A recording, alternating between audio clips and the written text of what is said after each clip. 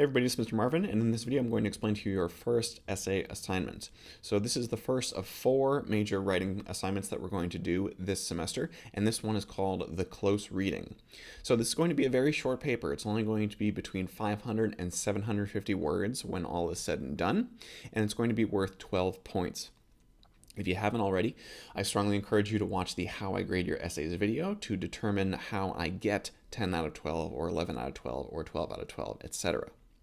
All of the deadlines for this assignment can be found on the course outline, so make sure, as always, that you are following along with that and making sure that you don't miss or forget anything. So I've got the assignment sheet open here on the left. I encourage you to follow along. To perform a close reading of a text is to analyze its specific elements and how they contribute to the whole. A close reading analyzes an author's rhetoric, their writing decisions, and how they create meaning for the reader. So, what is rhetoric? Rhetoric refers to use of language. So if we look up the word rhetoric, we see that it is the art of effective or persuasive speaking or writing, especially the use of figures of speech and other compositional techniques. Language is designed to have a persuasive or impressive effect on its audience, but often regarded as lacking in sincerity or meaningful content is what we call empty rhetoric. Okay, so when we talk about rhetoric, we're talking about effective use of language. So what you're doing in a close reading is you are analyzing how an author uses language and what effects their use of language has on the reader. So in other words, if any writer is, halfway decent at their job, they make all of their decisions deliberately with intent because they think it's the best choice to help them achieve what they're trying to achieve. And we'll see this when we look at Paul Roberts' article, How to Say Nothing in 500 Words, and Anne Lamont's article, Shitty First Drafts, right? Those are our first 2 discussion boards. Both of those authors are making arguments in their papers, in their essays, and to make their arguments, they make specific choices, right? So Paul Roberts chooses to kind of use a sarcastic, kind of satirical tone with a lot of really over-the-top examples, right? That is a choice, a writing decision that he makes because he believes that it's going to help him get his point across. Likewise, Anne Lamont uses a very humorous sort of tone and tells a lot of personal stories and is very sort of vulnerable. And that is a choice that she makes. She could have chosen to not do those things, but she chooses to do them because she believes it is the best rhetorical decision to help her achieve her writing purpose, to help her reach her audience. Okay? So, rhetoric refers to effective use of language, the decisions, the choices that a writer makes to achieve their purpose. A close reading argues not about what the text says, but about how the text says it. Agreeing or disagreeing with the author is secondary to analyzing their rhetoric. So this is important. Even though all of the articles that we read in the book and all of the papers that we write are going to be argumentative, right? That is, they are trying to make an argument.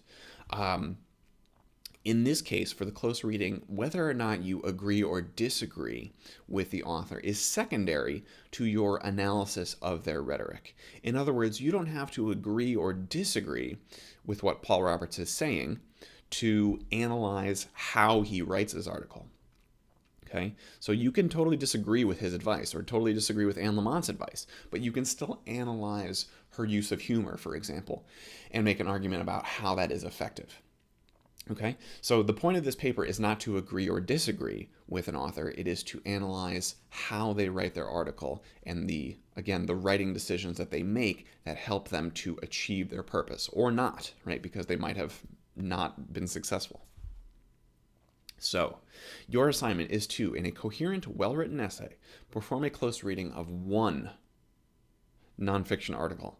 You may choose any article you like as long as you can effectively analyze and argue about it, but make sure your article's scope is appropriate for a paper of this length, right? So you want to choose a nonfiction article. That means it can't be like a short story or a poem or something like that. And for this first paper, I don't want it to be like a video or a podcast or an interview or something. It should be a nonfiction article.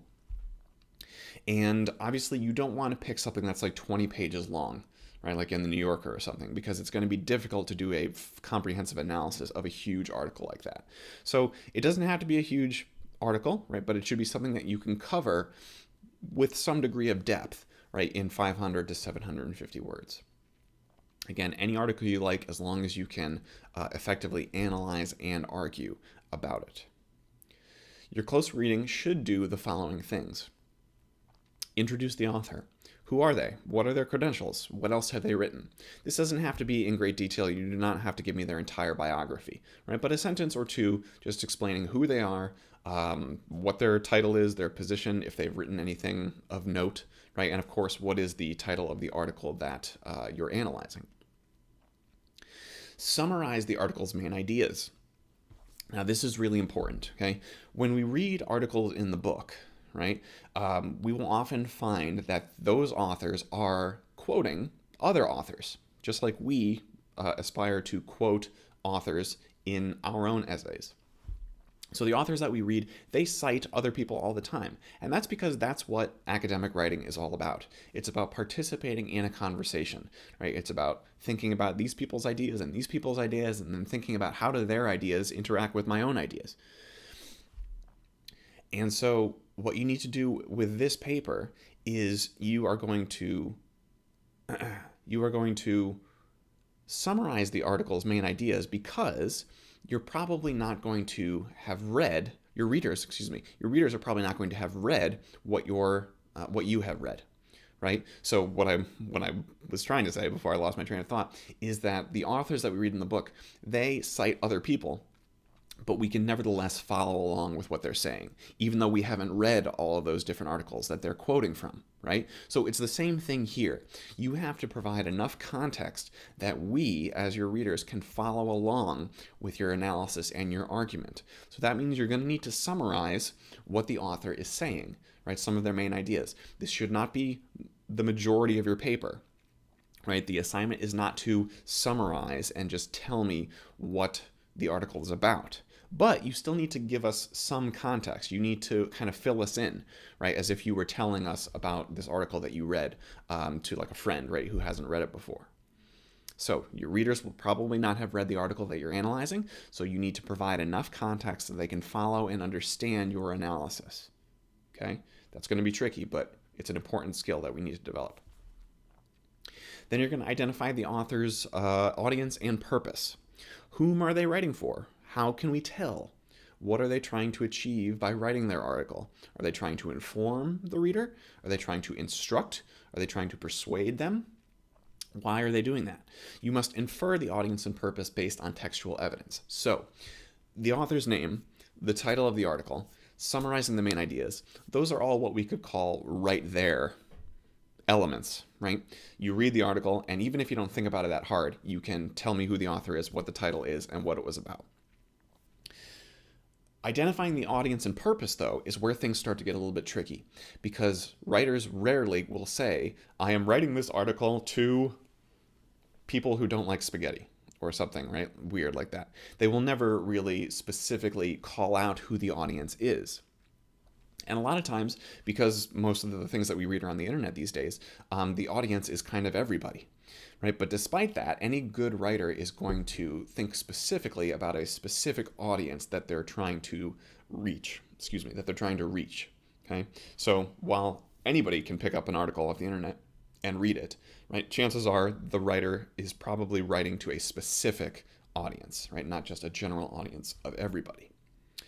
Likewise, their purpose, right, is what they're trying to do. What are they trying to achieve in the article? And like audience, this is not going to be explicit. It's not going to be right there at the bottom of page 1 where it says, my purpose of writing this article is blank. Okay, so you have to infer. To infer is to make an educated guess based on evidence, right? So you need to infer who the audience might be and what the author's purpose might be, and explain those things to us as the readers of your essay. So those first 3 or 4 things, right, are going to comprise sort of the first chunk of your paper, right? You don't need to spend a lot of time doing those things, okay, especially introducing the author and summarizing the main ideas, right? Only as much as is necessary. The bulk of your essay is going to be this last part here, which is to analyze the author's rhetoric. That means, how does the author use language to reach their audience and to achieve their purpose? And are they successful at it? How so? Why or why not? So that's what the main body of your essay is going to be about. Making an argument about how the author uses language and whether or not they are successful in doing so, given what you think their purpose is. So, let's keep going. Examples of possible rhetorical devices include, but are not limited to, ethos, logos, pathos, kairos, metaphor, hyperbole, humor, anecdote, tone, diction, allusion, etc. So briefly, right, some of these things. Ethos refers to either an appeal to character or an appeal to credibility, right? So in other words, how do we feel about the author? Do we trust them, right? Like Anne Lamott creates a very personable ethos, right? We feel very comfortable trusting her. How does she do that, right? How does she create that ethos? Logos is generally an appeal to logic, right? Like pointing out specific, very logical things or using a lot of data or statistics. Pathos is an appeal to emotion, right? So we have very strong emotions about things these days, right? So using specific words, Paul Roberts talks about this in his article, using specific words can engender very emotional responses. And kairos refers to timeliness, sort of being the right place and the right time. So in other words, like a Saved by the Bell reference is not going to have as much of an impact for 2018 readers as it may have had in the 90s or whenever that show aired. Metaphors, of course, are comparisons. Hyperbole is exaggeration. You know what humor is. Anecdotes are short personal stories. Tone refers to sort of the author's attitude, right, toward their subject matter. Is it humorous and entertaining and lighthearted, or is it dark and serious, or something in between? Is it cynical? Is it sarcastic? Is it joyful? Diction refers to word choice, right? So specific word choices, right? Every word is a choice that the writer makes. Should I use this word or that word? Anne Lamott calls her articles shitty first drafts. She could have called it bad first drafts.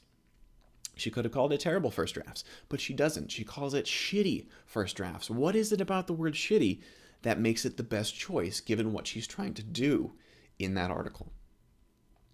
An allusion refers to sort of a passing reference to another work, either another literary work or a film or a song or something like that. These are not all the rhetorical devices that are out there. There are many other rhetorical devices, and you don't have to specifically look up, like you don't have to Google list of rhetorical devices and just like pick one, right? You should focus on the text. That's what a close reading is all about. Focus on the text and try to figure out what specific elements of this text jump out at me as being particularly significant in the context of how the article is written. Not just what it says, but how it's written. Okay.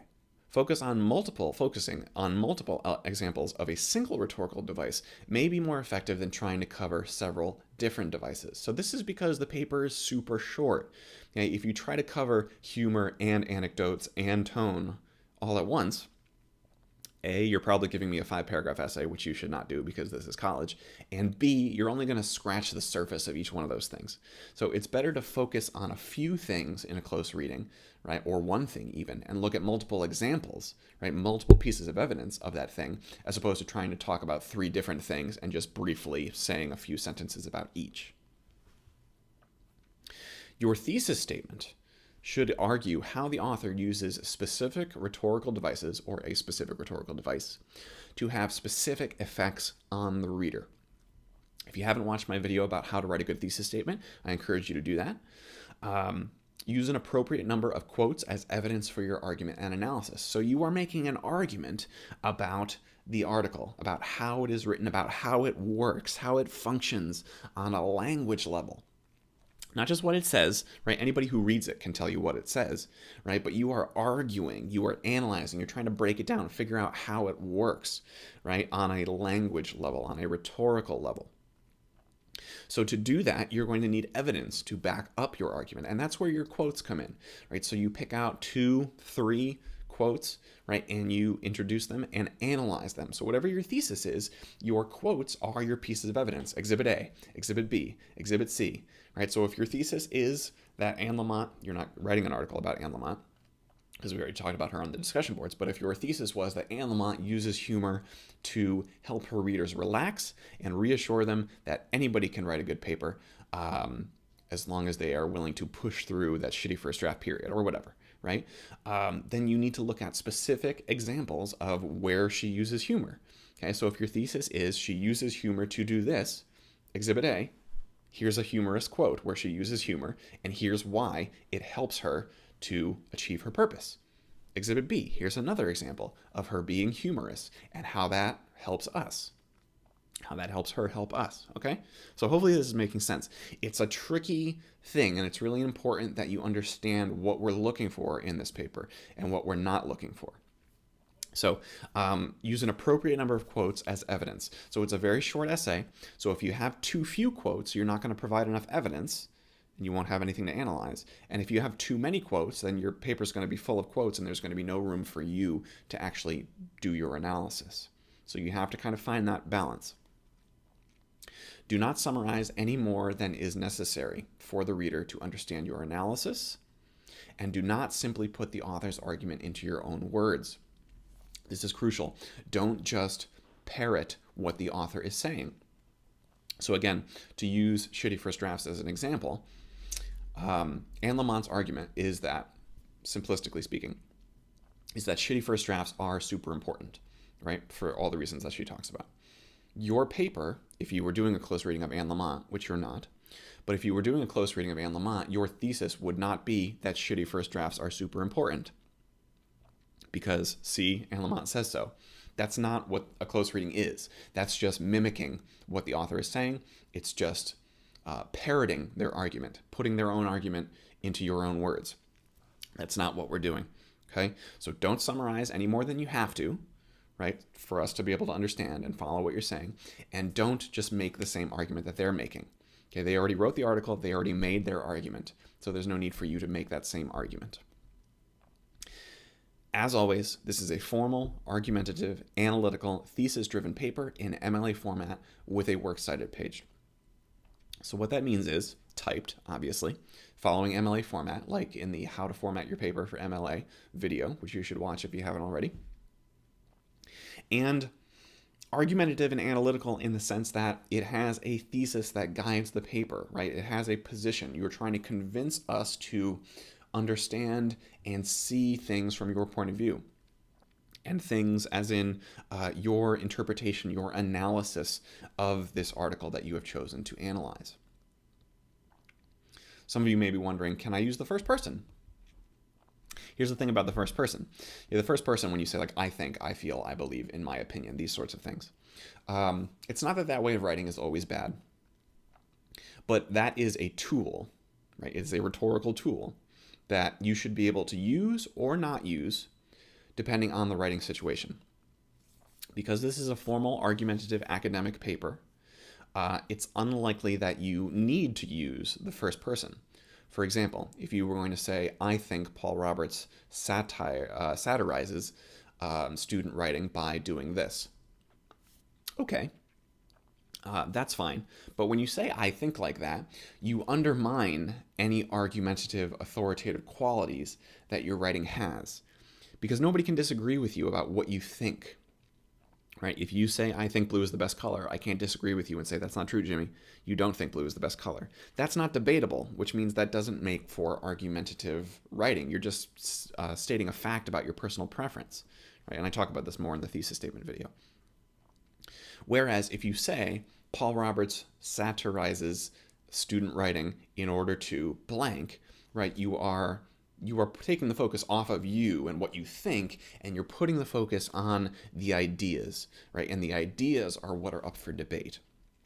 Okay, so a little bit of first person here and there, I mean, maybe, sure, right? It can be done effectively, but generally what I want you guys to do in this class is break free of that crutch of using the first person, right? I know it's very easy to write that way, and you may have written stories and done personal reflections and narratives in other classes, and that's great, but in this class, college composition, we're writing academic, argumentative, analytical papers. And a lot of the time you can just remove the I from it and your paper will be a lot stronger. All right? So I think that covers it before I over-explain and confuse you further. But if you have any questions about anything I said in this video or anything I did not say in the video, please post in-course questions. Other people are probably wondering the same thing. And it's important to ensure that you understand what I'm asking you to do, because that is step one to doing well on this first paper. Okay? So if you have any questions, post in the course questions forum. Otherwise, I'll see you guys online.